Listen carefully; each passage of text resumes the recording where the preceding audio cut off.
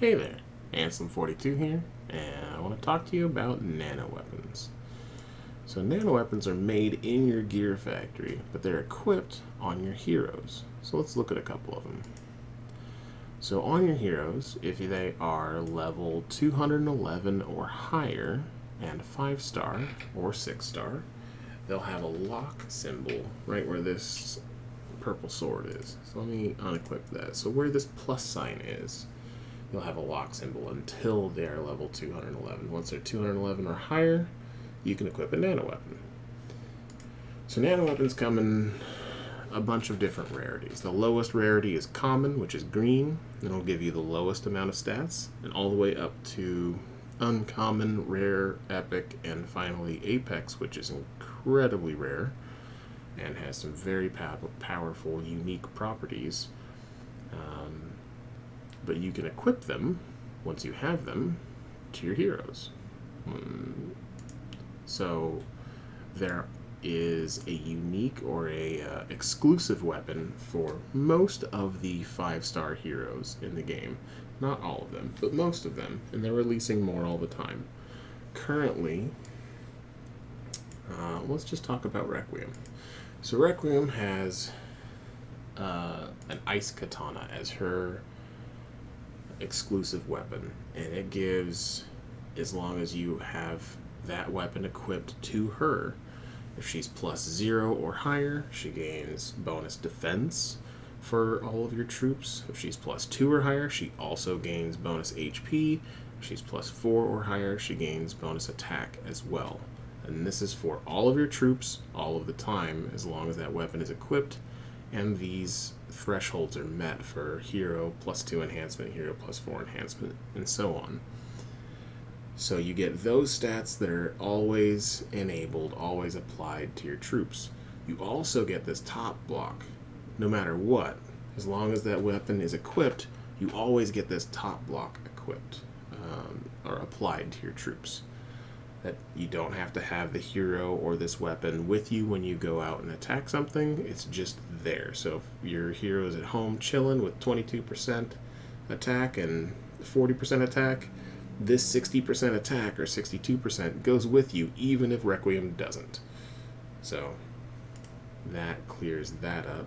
However, Requiem's bonus stats here don't go with you because they only take effect when this hero joins the battle. So even though her troop stats don't join you from her troop skills, the nano weapon and every nano weapon is always active for all troops all the time as long as it's equipped. So that is a point of confusion a lot of the time. And you can see that when you click up here on this book next to your serum and see the nano weapon boosts. So I happen to have about 1,000 troop attack across all of my nano weapons.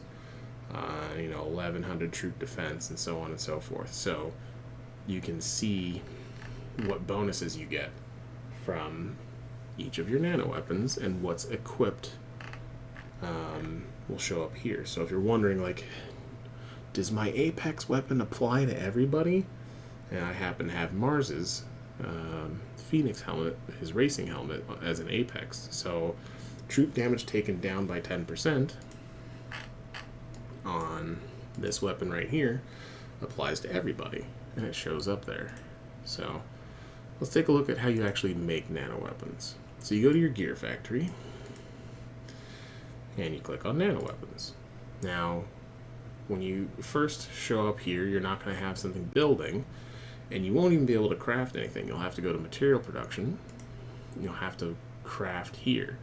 So when you're crafting material production, it's usually about half as much as you're going to need to craft a weapon. Now, lower levels, it's going to be less than half, and higher levels, it's going to be on average quite a bit more than half. So when you start speeding up or using diamonds to speed up or skip build times, it's more possible to do at the higher end than at the lower end, but you get kind of easing you into it early on, getting you used to consistently making your material production. But let's look at the weapons depot. So once you get all of these weapons, what do you do with them?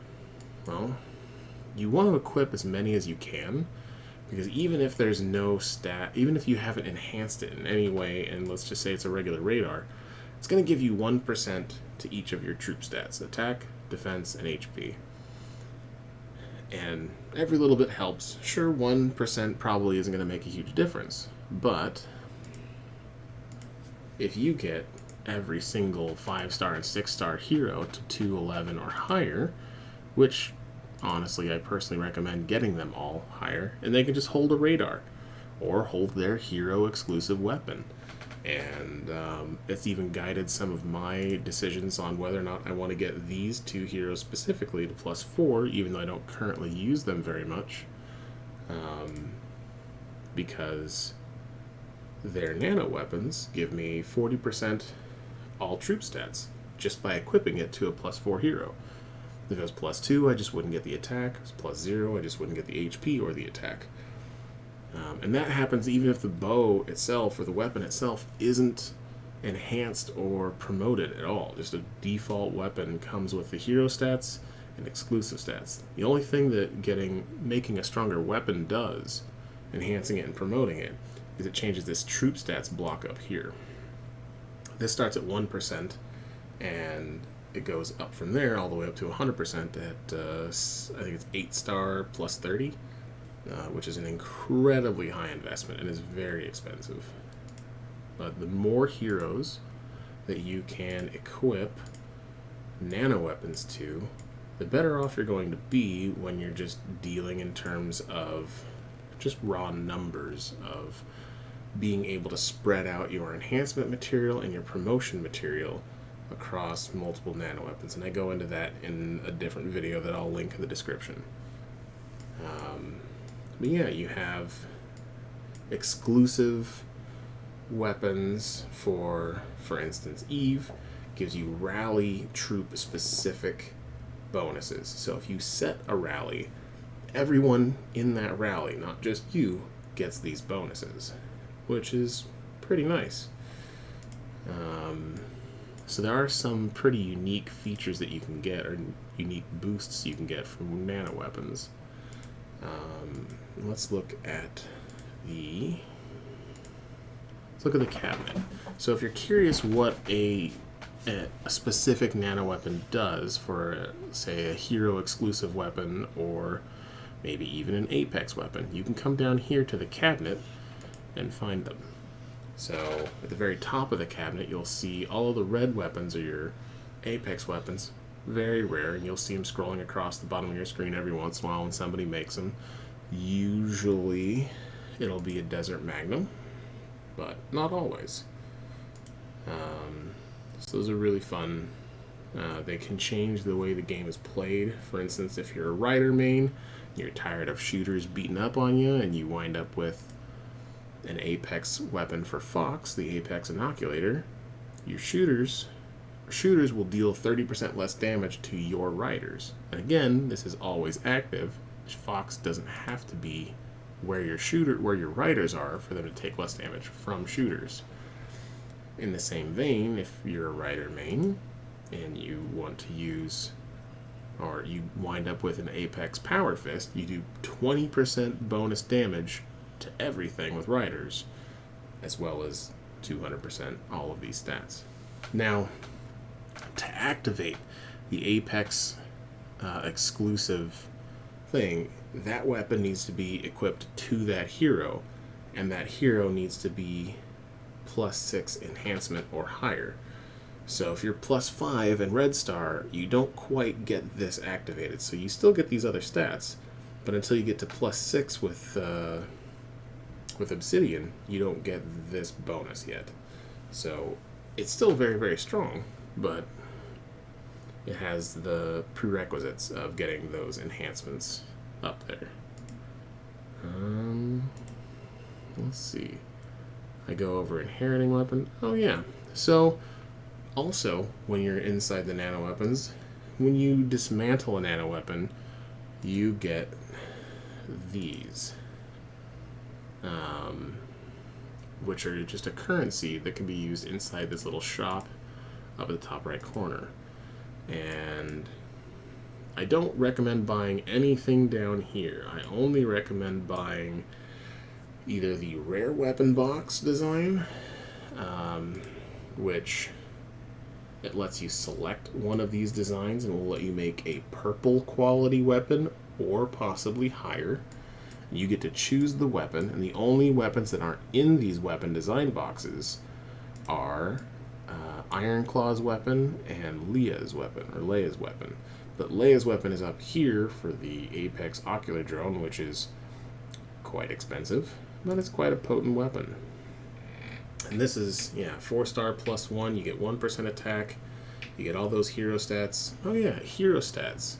So when you equip a weapon to a hero, let's go look at it right now. So let's say Mars. Mars is one of my strongest heroes. Let's just look at his HP. I've got 5,663 HP on him. Now he's plus 8 and he's, over level 300. He's 358. But if I remove his Apex weapon, I'm going to lose 1,200 HP, as well as 600 defense, 600 attack. So if I unequip that, I'm down to 4,463. And I'll go right back up when I equip it. These stats are reflected in any match 3 style combat. And match 3 is campaign or arena or alliance conquest, things of that nature, where you're breaking tiles and your heroes are gaining access to their special abilities. For Mars would be tactical drift. So that's something to take note of. The higher the rarity of the weapon, the more hero stats you're going to get in this center block right here. And again, as long as it's equipped, they'll always have those stats. So if you're going through a particularly difficult level in, let's say, Ultimate Challenge, you may want to look at putting your higher rarity nano weapons on the heroes you're using, just to get that little bit of edge, that little extra boost. I think that's it. Thanks for watching. Cheers.